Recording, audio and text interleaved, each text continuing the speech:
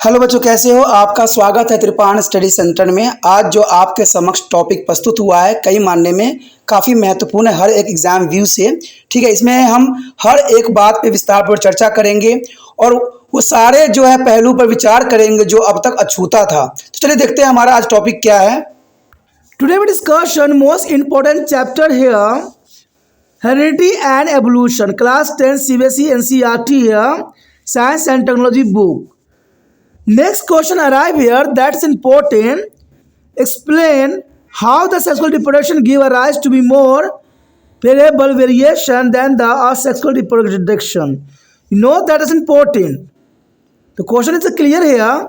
Asexual reproductions and asexual reproduction. But here sexual reproduction give a rise to more variable variation than asexual reproduction. You know that this is the most important feature here, sexual reproduction here.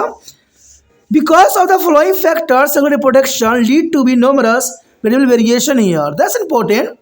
First of all here, a mistake in DNA copying. That's important. The mistake in a DNA copying through its was rare. That's rare here. And at the moment, sex cell develop a paternal and maternal chromosome are randomly segregated. That's important here. The sex cell development, paternal and maternal chromosome are randomly segregated. That's important.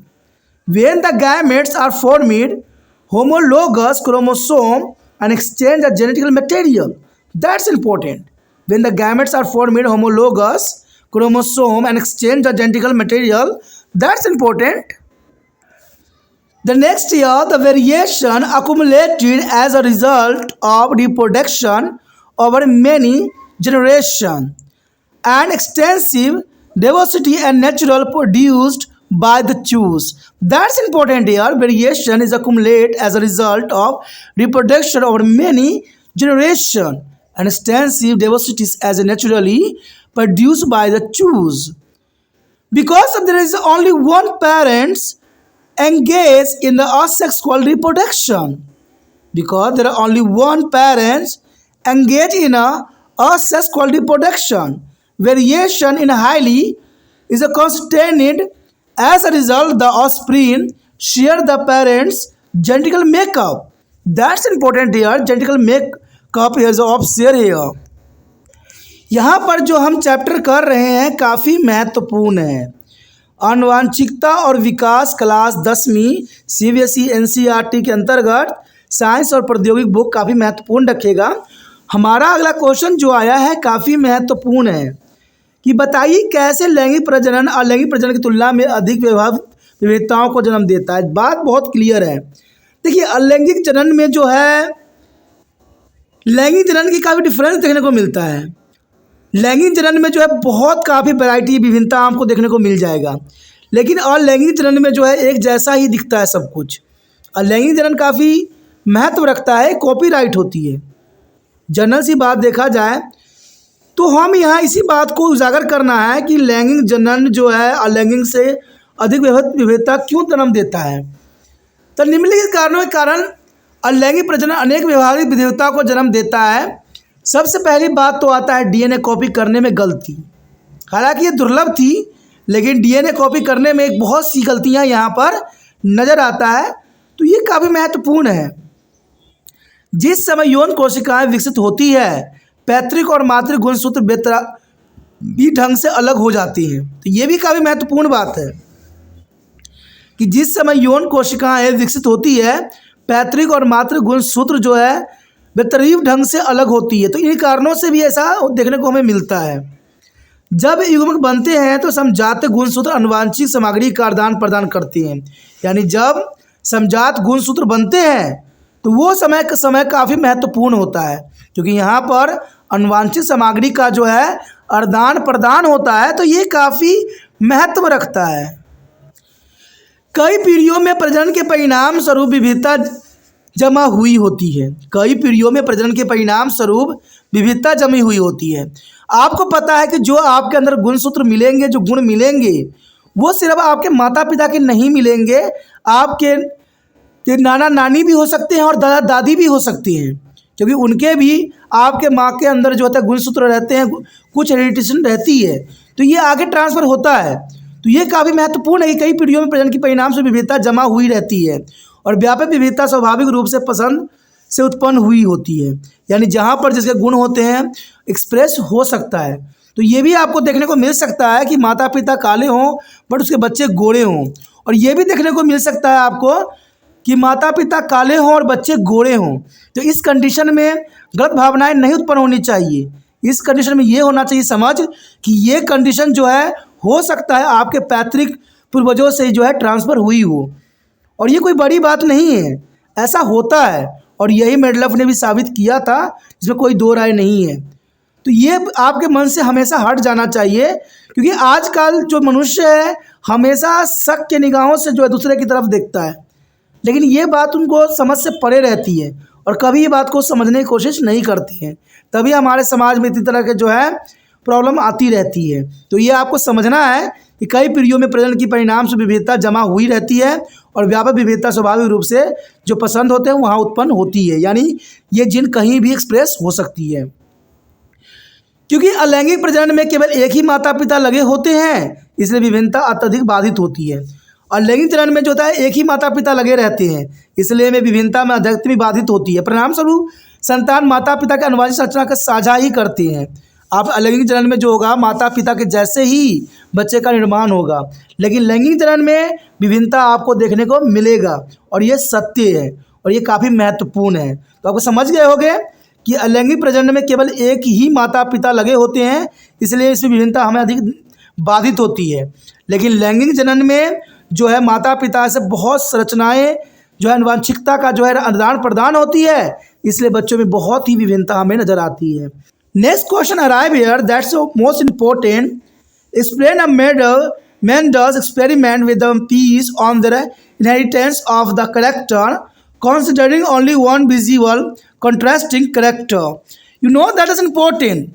That's important for the exam view here. Explain the Mendel's experiment with the pea on the inheritance of their characters, considering only one visible contrasting character. You know that is important. The pure tail pea plant and the pure draft pea plant were crossed by the Mendel. Every F1 generation plant harvested was tall. Every F1 generation plant harvested was tall. Mendel obtained both tail and draft plant in the ratio of 3:1 in the F2 generation. When the cell plant from the F1 generation, that's important experiment Mendel's here, and this explains why there are two alleles for each set of the opposing characteristics. You know that is important. This mentions why there are two alleles for the each set of the opposing characteristics. Dominated alleles control the trait that is expressed in the first generation, means F1, whereas the received genes regulate the trait that is not expressed in the first generation. That's important here. A dominant alleles control their traits that is expressed in their first generation F1, and whereas the received genes regulate their trait that is not expressed in the first generation. That's important. And when the both opposing alleles are present in the F1 individual, and there is no mixing of alleles, instead there is segregate once or more during their production of the gametes. That's important here. Instead there are segregate once or more during their production of the gametes. Received stress therefore this surface is their F2 generation. As a result, the combination of the received genes, you know that's important. Received stress therefore this surface in the F2 generation as a result of the combination of the receiver genes. That's important here. And let's see 3:1 ratio diagrams here. You know that on your screen there is a most important here monohybrid cross here. There is a monohybrid cross here. A trace seed shape and the alleles R is round and R brinkled, that's important. And cross here round seeds into round seeds. That's important here, cross here. There is capital R and cross here capital R and R. That's important on your table. That is an important character 3:1 ratio here.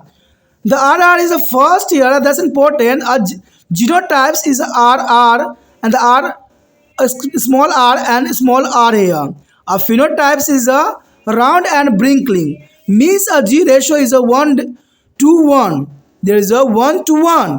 But is genotype ratio is a 1:1 and phenotypes is a ratio here 3:1.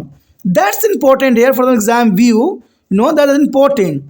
The genotypes ratio here 1:1 and phenotype ratio is 3:1.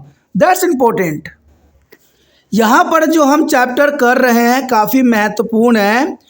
आनुवांशिकता और विकास काफ़ी महत्वपूर्ण है। Class 10वीं CBSE NCERT science और प्रौद्योगिकी काफ़ी महत्व रखेगा। हमारा अगला क्वेश्चन जो है काफ़ी महत्वपूर्ण है एग्जाम व्यू से कि केवल एक दृश्य विपरीत लक्षण पर विचार करते हुए लक्षणों की विरासत पर मटर के साथ मेंडलव के प्रयोग की व्याख्या करना है कि जो मेंडलव ने जो है अपनी मटर पर प्रयोग किया था वो किस बेस पे आधारित थी। देखा जाए तो शुद्ध लंबे मटर के पौधे और शुद्ध बौने मटर के पौधों को मेंडलव द्वारा संकरण कराया गया था। यानी शुद्ध लंबे मटर और शुद्ध बौने मटर के साथ जो है मेंडलव ने क्रॉस करवाई थी। तो ये काफ़ी महत्वपूर्ण था। इवन देखें तो प्रत्येक F1 पीढ़ी का पौधा लंबा था। यानी पहले F1 पीढ़ी के जितने भी पौधे हुए सबके सब लंबा था। मेंडलव ने जब F2 पीढ़ी में गया तो वहाँ पर उसने देखा कि 3:1 के अनुपात में लंबे और बौने दोनों प्रकार के पौधे प्राप्त किए गए जब उन्होंने F1 पीढ़ियों को प्राप्त किए। तो देखा जाए तो ये काफ़ी महत्वपूर्ण है कि पहले पीढ़ी में देखा गया तो सारे पौधे लंबे हुए, लेकिन जब दूसरी पीढ़ी में गया तो 3 पौधे जो थे लंबे थे लेकिन एक बौना हुआ। यानी देखा जाए तो यहाँ पर जो है कुछ जो है बौने मटर के जो है मेंडलव की शुद्धता उसमें आ गई। और यह बात बताता है कि विरोधी विशेषताओं ने प्रत्येक सेट के लिए 2 एलील्स क्या है। यानी यह बताता है कि विरोधी विशेषताओं के प्रत्येक सेट के लिए 2 एलील्स क्यों हैं। एक प्रमुख एलील उस विशेषता को निर्धारित करती है जो पहली पीढ़ी यानी F1 में व्यक्त होती है। यानी ये काफ़ी महत्वपूर्ण है कि एलील उस विशेषता को निर्धारित करता है जो पहली पीढ़ी F1 में व्यक्त होती है, जबकि एक अप्रभावी जीन उस विशेषता को नियंत्रित करती है जो पहली पीढ़ी में व्यक्त नहीं होता है। तो ये काफ़ी महत्वपूर्ण यहाँ पर क्वेश्चन बनता है। देखा जाए तो जब हम F1 व्यक्तियों में दोनों विरोधी एलील्स मौजूद होते हैं तो एलील्स का कोई मिश्रण नहीं होता है और इसके बजाय यह युग्मक के उत्पादन के दौरान एक बार फिर अलग हो जाता है।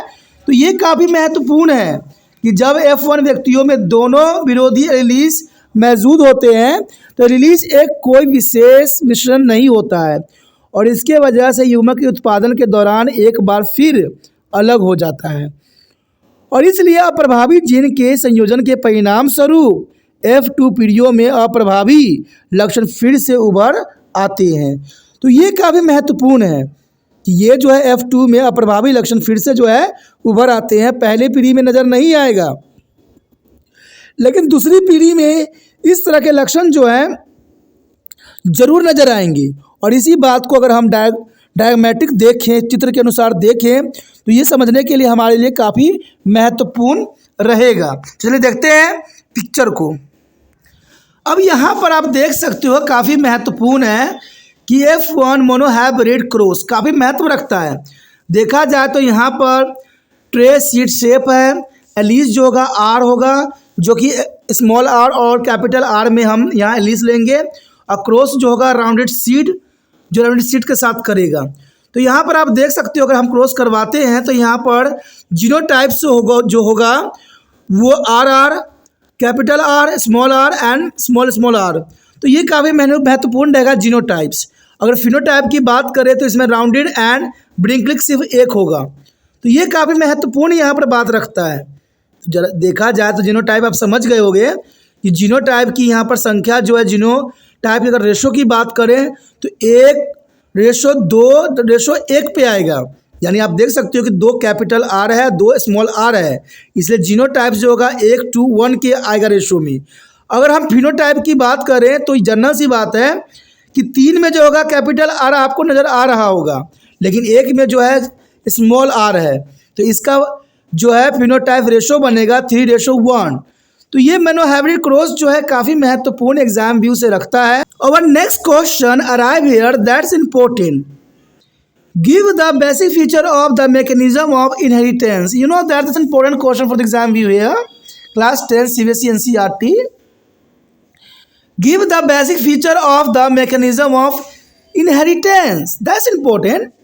Flowings are some of the fundamental components of the inheritance mechanism here. First of all here, characters are controlled by genes. Characters are controlled by the genes. That's important point here for the exam view. Character are controlled by the genes. Genes cannot take 2 or more different form. You know that genes can take 2 or more different form here. Genes are found on chromosome and one type of gene may be a dominant over to another. That's important. Genes are found on chromosome and one types of gene may be dominant over to another. There are 2 possible versions of single gene which may or may not be a similar. There are 2 possible version of single genes which may or may not be a similar. At the time of gamete creation, the gene split into 2 forms. At the time of gamete creation, the genes split into 2 forms. In the zygote, 2 genes from come together. In the zygote, 2 genes from come together. That's important here. यहाँ पर जो हम chapter कर रहे हैं काफ़ी महत्वपूर्ण है, आनुवांशिकता और विकास। क्लास 10वीं CBSE साइंस और प्रौद्योगिकी काफ़ी महत्वपूर्ण चैप्टर है। और हमारे समक्ष जो अगला क्वेश्चन आया है काफ़ी महत्वपूर्ण है कि वंशानुक्रम की क्रियाविधियों की बुनियादी विशेषता बताएं। वंशानुक्रम की क्रिया विधि की बुनियादी विशेषता को हमने यहाँ पर बताना है, तो ये काफ़ी महत्वपूर्ण है। देखा जाए तो वंशानुक्रम तंत्र के कुछ मूलभूत घटक यहाँ पर दिए गए हैं जो कि काफ़ी महत्वपूर्ण है। कहते हैं चरित्र जीन द्वारा नियंत्रित होती है। चरित्र जो होता है किसी का वो जीन निर्धारित करती है और जीन के ये नियंत्रण में रहता है, तो ये काफ़ी महत्वपूर्ण बात है। देखा जाए तो जीन 2 या 2 से अधिक विभिन्न रूप ले सकते हैं, यानी जीन जो है 2 या 2 से अधिक विभिन्न रूप को ले सकते हैं, तो ये काफ़ी महत्वपूर्ण है। देखा जाए तो जीन गुणसूत्रों पर पाए जाते हैं। जीन कहाँ पाए जाते हैं? तो जीन गुणसूत्रों पर पाए जाते हैं और एक प्रकार की जीन दूसरे पर हावी हो सकती है, यानी एक जीन जो है दूसरे जीन पर हावी हो सकती है, तो ये भी काफ़ी महत्वपूर्ण बात है। कहते हैं एक ही जीन के 2 संभावित संस्करण हैं जो सामान्य भी हो सकता है और नहीं भी हो सकता है। यानी एक ही जीन के 2 संभावित संस्करण हैं जो सामान्य भी हो सकते हैं और नहीं भी हो सकते हैं। देखा जाए युग्मक निर्माण के समय जीन 2 रूपों में विभाजित हो जाती है। यानी देखा जाए तो युग्मक निर्माण के समय जीन जो है 2 रूपों में विभाजित हो जाती है। और देखा जाए तो युग्मज में 2 जीन रूप एक साथ भी आते हैं। Next question arrive here that is important. How do the medals experience show that a trades may be either dominant and receives? That's an important question here for the exam view. A Mendel experiment showed that a trait may be either dominant and receivers here. You know that Mendel's test on the monohybrid cross and showed that a trait might to either to the dominant or receives. That's important. And he conducted the experiment by the crossing of tall TT means capital T and draft here a small t and the use the peace plants here. That's important. There is a conduct experiment by the crossing here tall and dwarfed. The F1 means of phyllis is the generation was represented by the plant that emerged as a result of the fertilization. Means the F1 generation here. The F1 year plants were all very tall. You know that the F1 plants all very tall. That's important experiment here.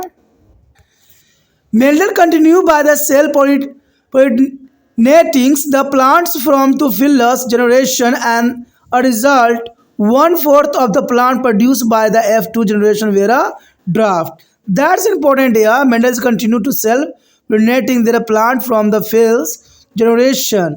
As a result, 1/4 of their plant produced by the F2 generation were a draft. Mendel deduced from to the experiment that the tall F1 plant were not a true breeding. You know that is important. Mendel deduced from the experiment that the tall F1 plants were not truly breeding here. Instead, there is a positive trait of both tall and dwarf heights, because the characteristics for the tallness as a predominated over trait from the dwarfness. Some of the plants were tall. That is important. The idea that the traits can be either be a dominant and receives in thus the conformity here. That's important. Let's see a hybrid diagram here. On your screen, there is a most important diagram here. Monohybrid cross. You know that monohybrid cross is the most important. Here show the F1 gametes, means first generation, a capital T and a small t. Another side here, capital T and small t. You know that F1 gametes is present here. A tall and tall tree. You mean first generation is all for the tall. But come to the F2 gametes is the second generation. That's important. There is a first of tall tree, but other is a short, means draft, mean TT here. Is a capital T is a tall plant is a show here, and D is a draft of plant. That's important for the exam view. And ratio obtained here 3:1. That's important. There is a 3:1 phenotype, type and genotypes here. यहाँ पर जो हम chapter कर रहे हैं काफ़ी महत्वपूर्ण है, आनुवांशिकता और विकास, क्लास 10वीं CBSE NCERT के अंतर्गत। देखा जाए तो हमारा अगला क्वेश्चन जो आया है काफ़ी महत्वपूर्ण है कि मेंडल के प्रयोग कैसे दर्शाते हैं कि लक्षण या तो प्रभावी या अप्रभावी हो सकते हैं। यहाँ पर क्वेश्चन बिल्कुल क्लियर और साफ है कि मेंडल के प्रयोग कैसे दर्शाते हैं कि लक्षण या तो प्रभावी होते हैं या अप्रभावी हो सकते हैं। यहाँ काफ़ी महत्व रखता है। देखा जाए तो मोनोहाइब्रिड ब्रीड क्रॉस पर मेंडल के परीक्षण से पता चलता है कि लक्षण या तो प्रभावी होते हैं या अप्रभावी हो सकते हैं, जो काफ़ी महत्वपूर्ण है।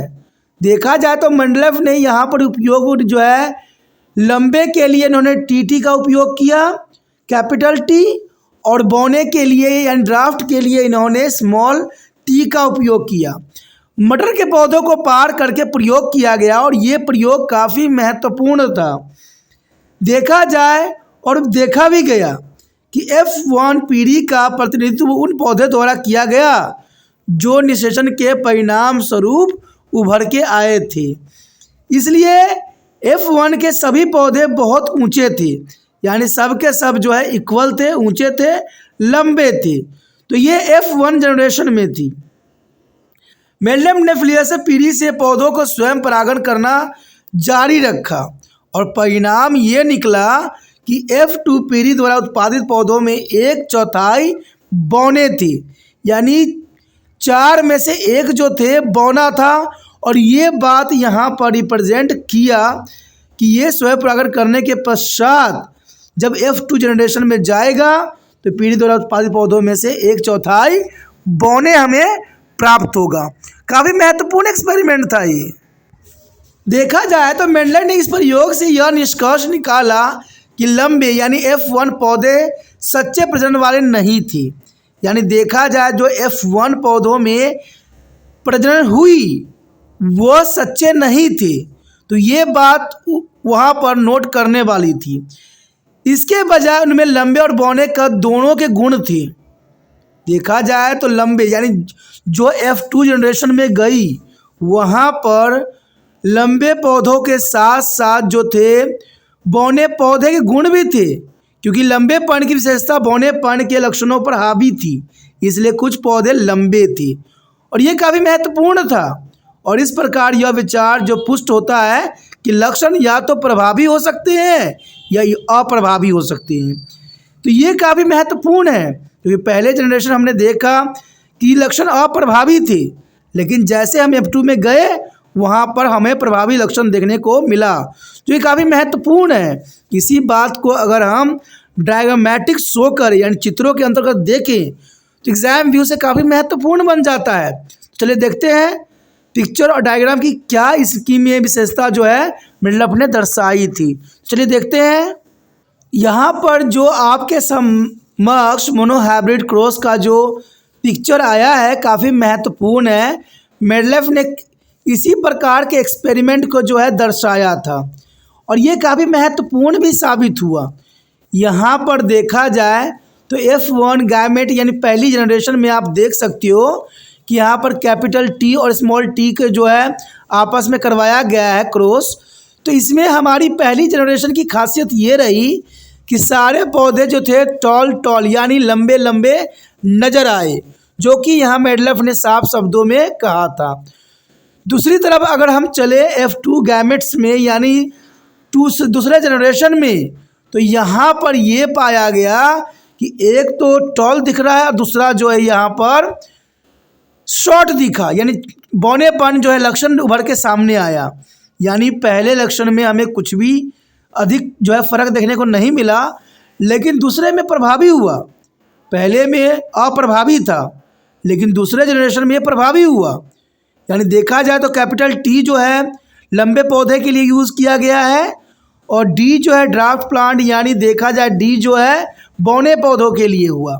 तो यहाँ पर पहला जनरेशन जो था अप्रभावी था, लेकिन जैसे हम दूसरे जनरेशन में जो है प्रजनन करवाई गई तो यहाँ देखा गया कि पौधों में एक बौना पौधा भी आया जो कि प्रभावी था। यहाँ पर इसको प्रभाव देखने को मिला। तो ये काफ़ी महत्वपूर्ण रहता है जो है मोनोहाइब्रिड क्रॉस एग्जाम व्यू से, और इसको आपको नोट भी करना चाहिए, सोचना भी चाहिए, समझना भी चाहिए। Next question arrive here that's important. How do the Mendel's experiment show that a trait and inherit independently? You know that's important question for the exam view here. Mendel's is the hybrid cross experiment demonstrated that the characteristics are inherited separately here. He used two characters in this experiment. There is used here two characteristics in the experiment here. First here seed shape and seed color. Seed shape and seed color, that's important here. Well, the round shape is RR is a predominant here, and over that brinklet shape there is color yellow means capital YY, and dominated over green here small y and small r. That's important experiment here. There were the 9 plant with the round yellow means capital R and capital Y seeds, and 3 plants with a round green means capital R and small y. 3 plants were a brinklet yellow means small r and capital R here. 1 plant with a brinklet green seed among the F2 progenies of the hybrid cross here, small r and small y. The ratio here 9, 3, 3, 1. That's important here. 9:3, 3:3 and ratio 1. That's important here because there is a 9 plant with a round yellow shape and 3 plants around green and 3 blinking yellow, and the hybrid cross here won. That's important experiment for the Mendeleev here doing here. He also noted that the well there is a round green and brinkled yellow are new. The brinkled greens and the round yellow are parental combination here. That's important. That's important for the exam view here. The round green and blinking yellow are new. The brinkled greens are rounded yellow are parental combination here. For different types of gamete were produced by the hybrid cross between two seed with the dominated stress capital R and capital Y, and non-dominated trace is a small r, a small y. That's mean ry is r, a small y, and the r capital Y and the r. That's important for the exam view here. By disaggregating independently of one another, each gamete occur at a frequency of 25% of total number of gametes generated. That's important. Let's see diagram. That's important for the exam view next year.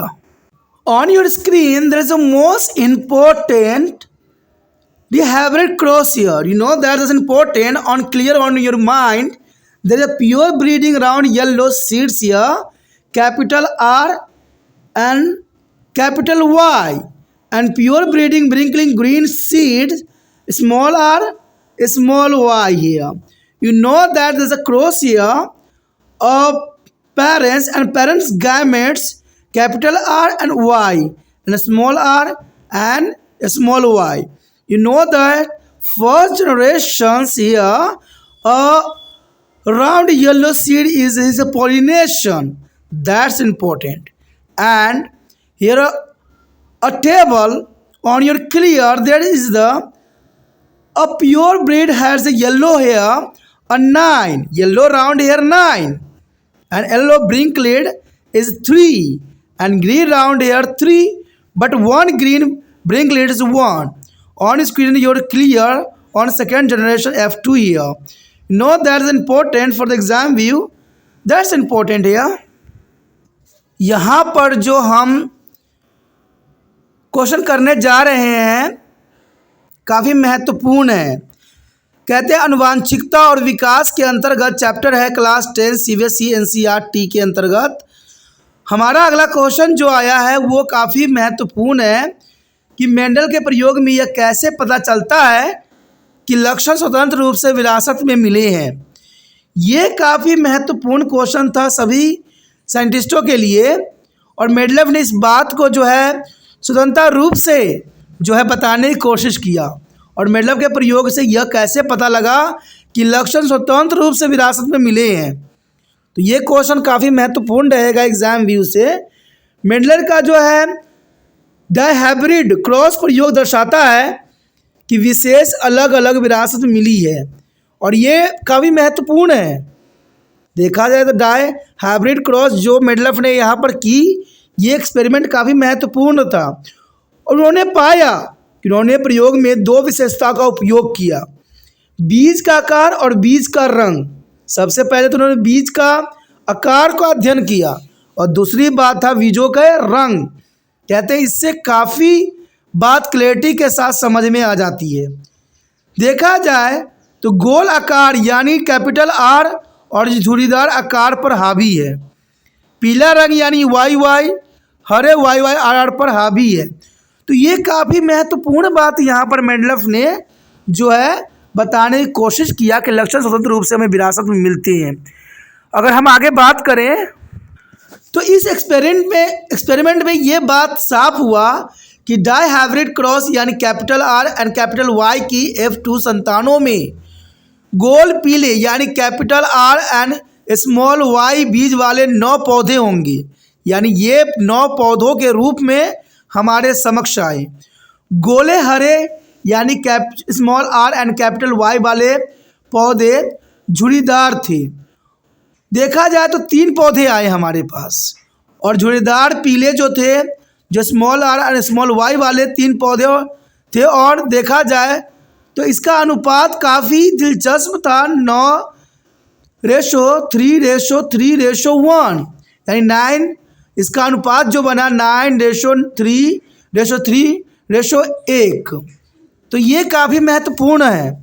देखा जाए तो ये हमारा अनुपात जो है काफ़ी महत्वपूर्ण रखता है। उन्होंने यह भी नोट किया कि गोलादार हरा और झुर्रीदार पीला, नया झुर्रीदार हरा और गोला पीला प्रत्येक संयोजन हो सकती हैं।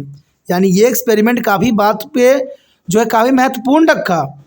और इन्होंने नोट किया कि पीले हरा और झुर्रीदार पीला नया और झुर्रीदार हरा और गोल पीला पैतृक संयोजन है, यानी वो पैतृक से प्राप्त होने वाले जो है गुण हैं। और इस बात को यहाँ क्लैरिटी के साथ बताई गई। और इसका प्रमुख लक्षण था कैपिटल आर और कैपिटल वाई। और गैर प्रमुख लक्षण जो थे यहाँ पर देखने को जो मिले वो small R, small Y, R Y, capital R and Y, small R and capital Y. और देखा जाए तो स्मॉल आर स्मॉल वाई वाले दोनों बीजों के बीच एक डायहाइब्रिड क्रॉस द्वारा 4 अलग अलग प्रकार के युग्मक उत्पन्न हुए। और ये काफ़ी महत्वपूर्ण बात बताता है। एक दूसरे से स्वतंत्र रूप से अलग होने पर प्रत्येक युग्मक उत्पन्न होने वाले युग्मों की कुल संख्या को 25% की प्रवृत्ति पर होती है। यानी देखा जाए तो 25% जो है हमारे पिछले जनरेशन से आएंगे, इसमें कोई दो राय नहीं है। और इसी बात को अगर हम डायग्रामेटिक पे शो करें तो ये काफ़ी महत्वपूर्ण बन जाता है एग्जाम व्यू से। चलिए देखते हैं, डायग्राम भी हम एनालाइज करके देखते हैं और डायग्राम से समझने की कोशिश करते हैं। यहाँ पर आपके समक्ष जो डायग्राम प्रस्तुत हुआ है काफ़ी महत्वपूर्ण है। और देख सकते हो यहाँ पर ये आपको जो है बिल्कुल क्लियर कर देगा। इसमें आपको समझने के लिए बहुत कुछ है और समझने के लिए इसमें बहुत है भी। देखा जाए डायहाइब्रिड क्रॉस यहाँ दर्शाया गया है और ये काफ़ी महत्वपूर्ण है। यहाँ पर देखा जाए तो आपके समक्ष जो रखा गया है पीला जो है बिल्कुल राउंडेड है। इसमें किसी प्रकार की झुर्रियाँ आपको नहीं दर्शाया जा रहा है, बिल्कुल राउंडेड है। और इसका जो है capital R and capital Y से रिप्रेजेंट की गई है। अगर दूसरा हम देखें ब्रिंकलिंग यानी झुर्रीदार है, ग्रीन सीड है, यानी हरा बीज जो है आपके समझ दिख रहा होगा, जिसको स्मॉल आर और स्मॉल वाई से रिप्रेजेंट किया गया है। ये दोनों जो हमें लिए हैं पीला और हरा वो पेरेंट्स है। और पेरेंट्स से जब पेरेंट गैमेट के साथ क्रॉसिंग होता है तो पीला यानी फर्स्ट जनरेशन में हमें पीला ही प्राप्त होता है। लेकिन पीला किसी के अगर ग्रीन के साथ आगे सेल पोलिनेशन होती है, जब सेल पोलिनेशन होगा यानी स्वयं परागण, सेल पोलिनेशन का मतलब है स्वयं परागण जब होगा तो हमारा कुछ रेशो इस प्रकार आपको जो बॉक्स में दिखाया गया है उस प्रकार आपको नज़र आएगा। और यहाँ पर आप देख सकते हो कि येलो कलर जो डोमिनेट है, यहाँ पर 9 येलो राउंडेड शेप आपको नज़र आ रहा होगा। वहीं पे अगर आप देखिएगा तो येलो शेप में ही झुर्रीदार आपको 3 नज़र आएंगे। इसकी जनरेशन की और आगे विशेषता थी कि जो हमारे पेरेंट्स में जो है ग्रीन सीड झुर्रीदार थी, यहाँ पर आकर वो जो है येलो के साथ उसका कुछ गुण लेके अपने आप को जो है एकदम राउंडेड शेप में आ गया। देख सकते हो ग्रीन जो है 3 ग्रीन आपको नज़र आ रहा होगा जो राउंडेड शेप में है। तो ये काफ़ी महत्वपूर्ण है। अब देखिए यहाँ पर जो ग्रीन सीड जिसके साथ हुआ था पेरेंट्स था ये, उसका सिर्फ एक ही गुण आपको लास्ट में नज़र आ रहा होगा, ग्रीन ब्रिंकलिड, यानी ये सेकेंड जनरेशन में ये सारे कार्य हुए। तो ये पिक्चर भी बहुत कुछ समझा सकता है और इसको बनाना भी बहुत ही आसान है।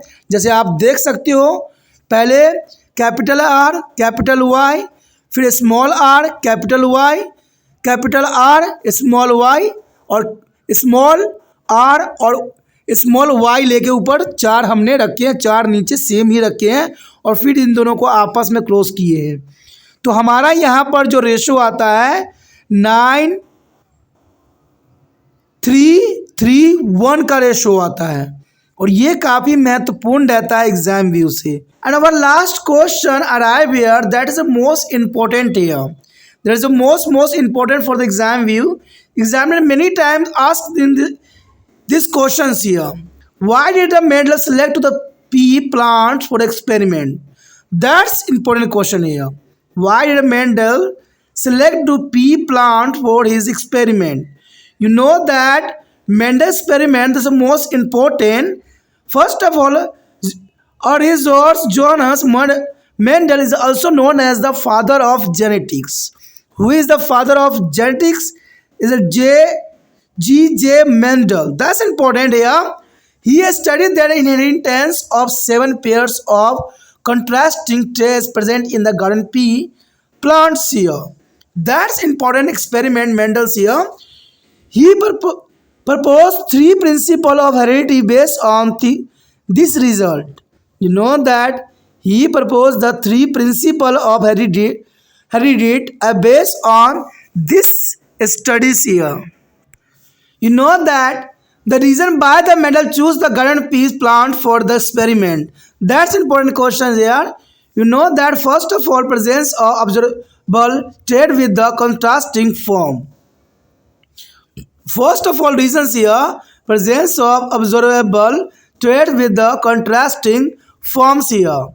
And second here, it's a produce many offspring in one cross. It is important. It's a process is a many offspring in one cross here, and they are easy to the cultivate. They are easy to cultivate here, and their life cycle is quite short. That's important here. Their life cycle is the quite short. The flower of pea plants are bisexual. This is important. The flowers of pea plant are bisexual here. That's important. And the next here, beside the performing self pollination, that's important. There is a performing here self pollination, and this plant can undergoes to crop pollinations if it is a perform one them. The true breeding or pure plants can be easily obtained through the self pollination here. That's the selection reasons here, and their characteristics can be distinguished properly without any difficulty.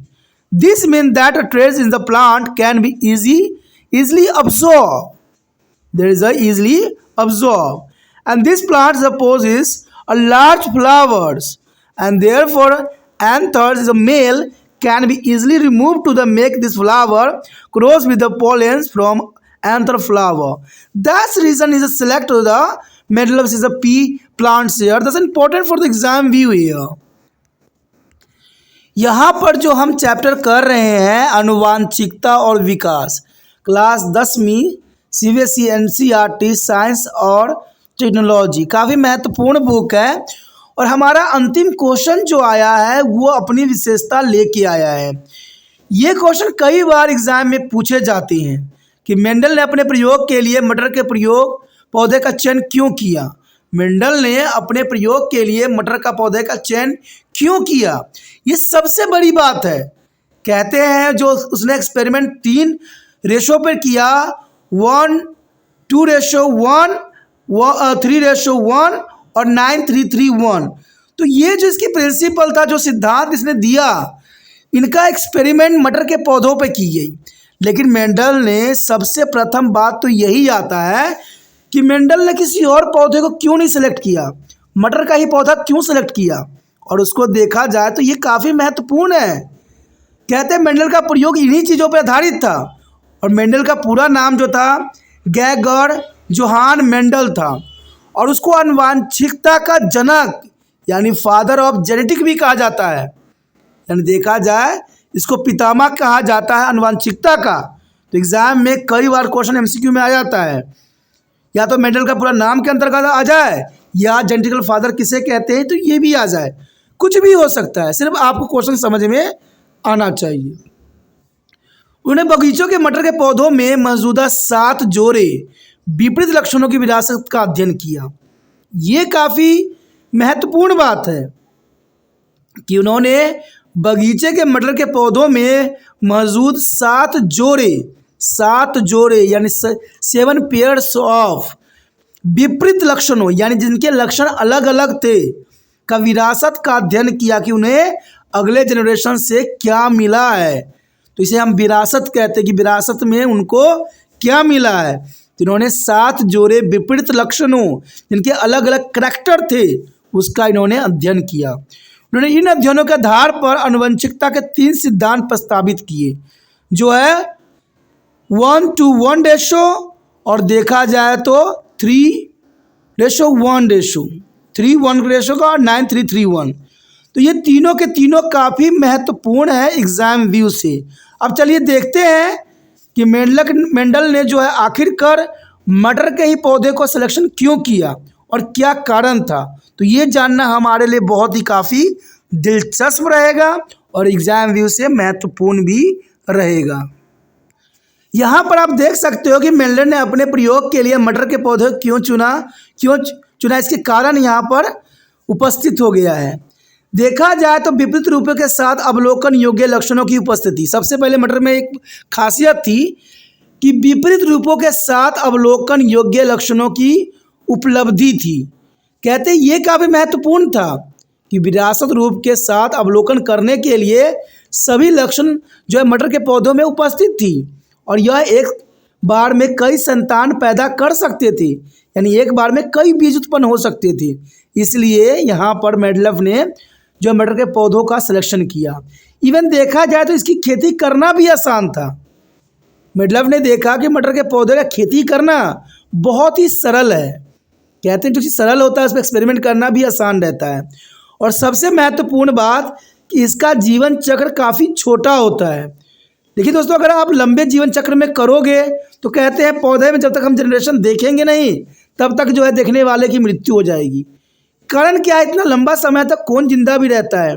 इसलिए यहाँ पर Mendel ने जो है इसी बात को जो है मेन प्रायोरिटी दिया कि मटर के पौधे के जीवन चक्र जो होता है काफ़ी छोटा होता है और मटर के पौधे के फूल उभयलिंगी होते हैं यानी बाइसेक्सुअल होते हैं। ये भी काफ़ी महत्वपूर्ण बात थी, यानी जितनी बात उसको आदर्श चाहिए वो सारे के सारे जो है मटर के पौधों में मिल गया कि मटर के पौधे के फूल जो है उभयलिंगी होते हैं यानी बाइसेक्सुअल होते हैं।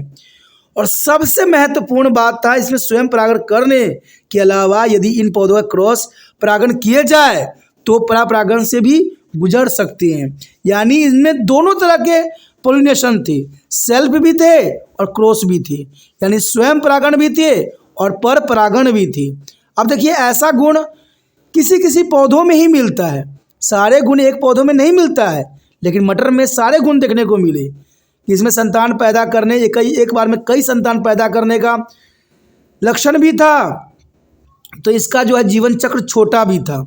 इवन किसका ये फूल उभयलिंगी भी थी और इसमें स्वयं परागण और परागण की करने की क्षमता भी थी। देखा जाए तो इसमें जो है स्वयं परागण द्वारा सत्य प्रजनन अर्थात शुद्ध पौधे आसानी से प्राप्त किए जा सकते हैं। जैसे इंसानों में देखा जाता है तो वो अपने ही जो है प्योर खून से मैरिज करते हैं, यानी अपने रिश्तेदारों में जिससे इनकी प्योरिटी बनी रहती है। सेम मटर के पौधों में ही देखने को मिला कि स्वयं परागण द्वारा प्रजनन यानी शुद्ध पौधे आसानी से प्राप्त किए जा सकते हैं। तो ये लक्षण काफ़ी महत्वपूर्ण थे।